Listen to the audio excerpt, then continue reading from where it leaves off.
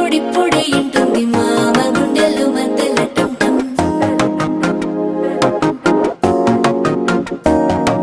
సిరిపోరికి మెల్లగా తెలిసింది ఆశ పెంచిన అక్షతటం